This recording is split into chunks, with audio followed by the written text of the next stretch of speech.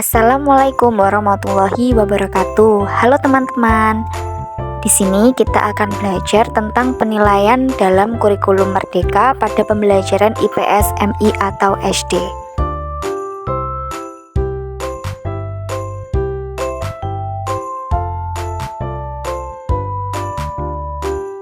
Sebelumnya, perkenalkan, nama saya Sofia Dwi Indriani dengan NIM 12620521228 dari kelas PGMI 5D.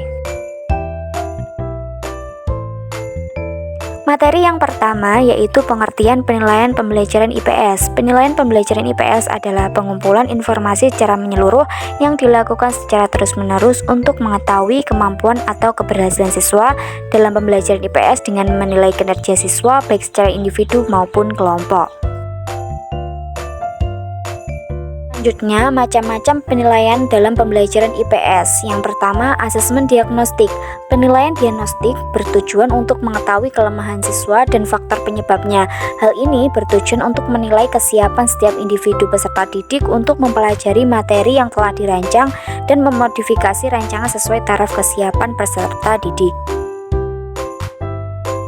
Yang kedua, ada asesmen kognitif. Asesmen kognitif bisa berupa asesmen formatif dan asesmen sumatif. Asesmen formatif dilakukan di sepanjang pembelajaran berlangsung, sedangkan asesmen sumatif dilakukan di akhir pembelajaran. Materi selanjutnya yaitu instrumen penilaian pembelajaran IPS. Yang pertama, rubrik. Rubrik merupakan panduan penilaian terdiri dari kriteria yang digunakan guru dalam memberi nilai atau memberi tingkatan dari hasil pekerjaan siswa. Yang kedua, checklist. Checklist adalah instrumen penilaian yaitu alat observasi yang menunjukkan sejauh mana anak memiliki sifat atau perilaku tertentu untuk kemudian dinilai secara subjektif dan real atau nyata. Yang ketiga, catatan anekdotal. Catatan anekdotal adalah catatan singkat pengamatan yang berfokus pada aktivitas dan perilaku yang signifikan, serta latar belakang kejadian dan hasil analisis pengamatan yang dilakukan. Yang keempat, grafik perkembangan. Grafik yang menggambarkan tahap perkembangan belajar. Materi selanjutnya, jenis-jenis teknik penilaian pembelajaran IPS. Yang pertama, observasi. Observasi adalah penilaian peserta didik yang dilakukan secara berkesinambungan melalui pengamatan perilaku yang diamati secara berkala. Yang kedua, penilaian kinerja.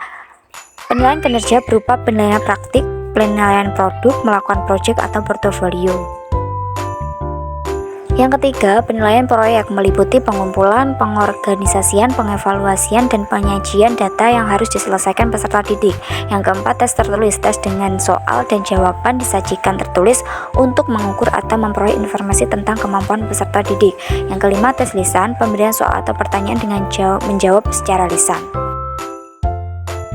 Yang keenam, penugasan, pemberian tugas untuk mengukur pengetahuan. Dan yang ketujuh, portofolio, kumpulan dokumen hasil penilaian, penghargaan, dan karya peserta didik di bidang tertentu yang mencerminkan perkembangan dalam kurun waktu tertentu.